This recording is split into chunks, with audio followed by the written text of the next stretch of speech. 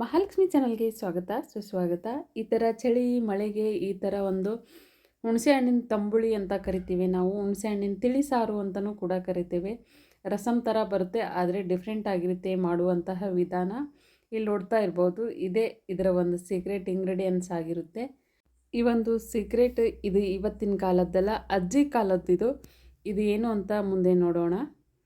ಇದು ಮುದ್ದೆ, ಅನ್ನ, ಸಾಂಬಾರು ಎಲ್ಲದಕ್ಕೂ ಸೂಟ್ ಆಗುವಂಥ ಸಾಂಬಾರು ಇದಾಗಿರುತ್ತೆ.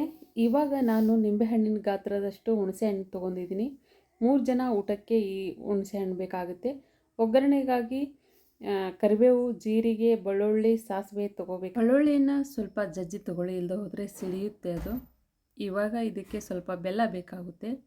ತಂಬುಳಿಗೆ ಬೆಲ್ಲ ಇದ್ರೇ ಟೇಸ್ಟು. ಸ್ವಲ್ಪ ಬೆಲ್ಲ ಜಾಸ್ತಿನೇ ಹಾಕಿ.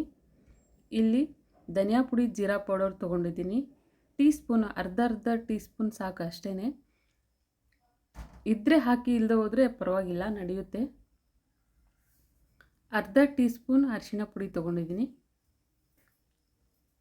4 ಗುಂಟೂರು ಕಾಯಿ. ಸ್ವಲ್ಪ ಸ್ಪೈಸಿ ಆಗಿರಲಿ, ಚಳಿಗೆ ಸಾರು ಖಾರವಾಗಿದ್ದರೆ ಚೆನ್ನಾಗಿರುತ್ತೆ ಅಂತ.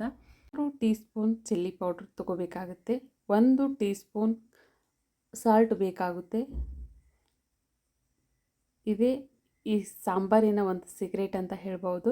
ಕರಿಬೇವಿನ ಕಡ್ಡಿಗಳು ಹಸಿಯಾಗಿರುವಾಗಲೇ ಇದನ್ನು ಕಟ್ಟಿ ಇಟ್ಕೊಂಬಿಡಿ. ಈ ಥರ ಸಾರಿಗೆ ಯೂಸ್ ಮಾಡಲು ಬರುತ್ತೆ. ಈಗ ಒಗ್ಗರಣೆಗಾಗಿ ಎಣ್ಣೆ ಕಾಯಲು ಇಟ್ಟಿದ್ದೆ. ಅದಕ್ಕೆ ಜೀರಿಗೆ, ಸಾಸಿವೆ, ಬೆಳ್ಳುಳ್ಳಿ, ಕರಿಬೇವು ಹಾಕ್ತಾಯಿದ್ದೀನಿ. ಈ ಥರ ನನ್ನ ಈ ರೆಸಿಪಿಗಳು ಇಷ್ಟ ಆದರೆ ಲೈಕ್ ಆ್ಯಂಡ್ ಸಬ್ಸ್ಕ್ರೈಬ್ ಕೊಡೋದನ್ನು ಮಾತ್ರ ಮರಿಲೇಬೇಡಿ ನೀವು. ಇವಾಗ ಒಣಮೆಣಸಿನ್ಕಾಯಿ ಹಾಕ್ತಾಯಿದ್ದೀನಿ. ನಂತರ ಇದು ಹುಣಸೆ ಹಣ್ಣು ಸ್ಮ್ಯಾಶ್ ಮಾಡಿ ಅದನ್ನು ಹಾಕ್ತಾಯಿದ್ದೀನಿ. ಅದರ ರಸ ಮಾತ್ರ ಹಾಕ್ತಾಯಿದ್ದೀನಿ.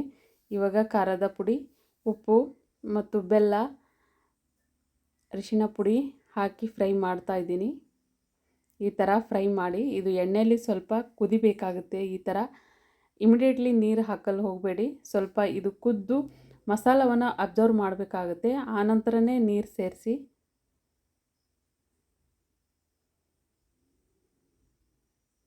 ಈ ಕರಿಬೇವು ಇರುತ್ತಲ್ಲ, ಹಸಿದಿರುವಾಗಲೇ ಅದನ್ನು ಕಟ್ ಮಾಡಿ ಎಲೆ ತಗೊಂಡು ಕಟ್ಗಿನ ಒಗೆದು ಬಿಡ್ತೀವಲ್ಲ ಅದ್ರದ್ದು ಇದನ್ನು, ಆ ಥರ ಮಾಡಬೇಡಿ ನೀವು.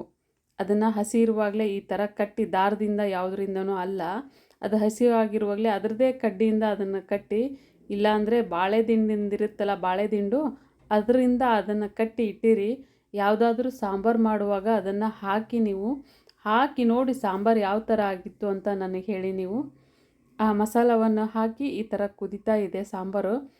ಇದು ನೆಗಡಿ, ಶೀತ, ಕೆಮ್ಮಿಗೆ ಹಾಗೇ ಒಂದು ಗ್ಲಾಸಲ್ಲಿ ಹಾಕ್ಕೊಂಡು ಕುಡಿದ್ರೆ ಅದ್ರ ಮಜನೇ ಬೇರೆ ಆಗಿರುತ್ತೆ ಸಾಂಬಾರ್ದು. ಈ ಥರ ಜೋಳದ ಮುದ್ದೆ ಮಾಡಿದ್ದೆ ನಾನು. ಜೋಳದ ಮುದ್ದೆ ಇದನ್ನು ಒನ್ ಟೈಮ್ ಮಾಡೋದನ್ನು ತೋರಿಸ್ತೀನಿ, ಗಂಟು ಇಲ್ಲದೆ ಇರೋ ಥರ ಯಾವ ಥರ ಮಾಡೋದು ಅಂತ. ನೀವು ಕೂಡ ಮನೆಯಲ್ಲಿ ಒಂದು ಸಲ ಟ್ರೈ ಮಾಡಿ.